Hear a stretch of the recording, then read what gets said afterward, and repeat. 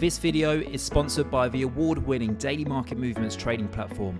To open a live or demo account, simply visit dmmtradingplatform.com. Hello guys, it's Max here from Daily Market Movements. Welcome to another episode where today we're going to be analysing the Nasdaq100 futures chart.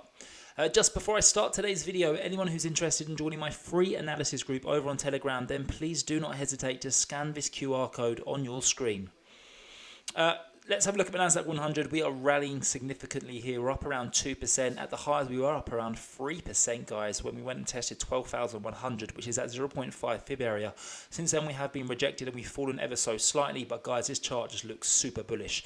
The reason for the very strong move towards the upside was due to the fact we had the PPI out an hour before the open, and it come in pretty much softer than expected. And again, it backs up the CPI reading that we got last month, that inflation seems as if it is starting to cool off significantly. And that's going to be a bit of a problem for the Fed because, of course, they are super hawkish. So, again, it adds pressure onto the Fed going into next month's meeting.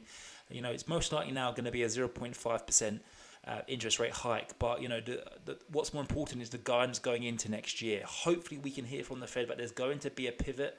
But I don't think it will be next month, but I think come January or February we will hear something along the lines of a pivot, and that will be what sparks the market higher.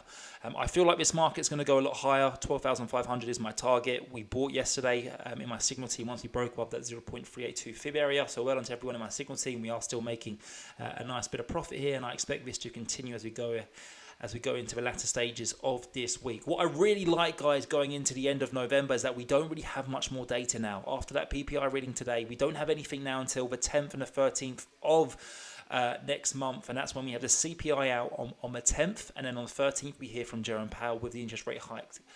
So right now it kind of clears the path. From a seasonal point of view, we are in a very bullish time of the year, the Santa Claus rally, and with not much data coming out for the foreseeable future, this now allows the markets to extend its rally.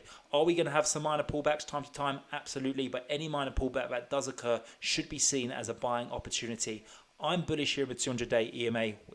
We are clearly playing catch up here to the Dow Jones 30 and the S&P 500, which are pretty much both trading at or above the 200-day EMA, with the Nasdaq 100 still a good 6% away from that 200-day EMA.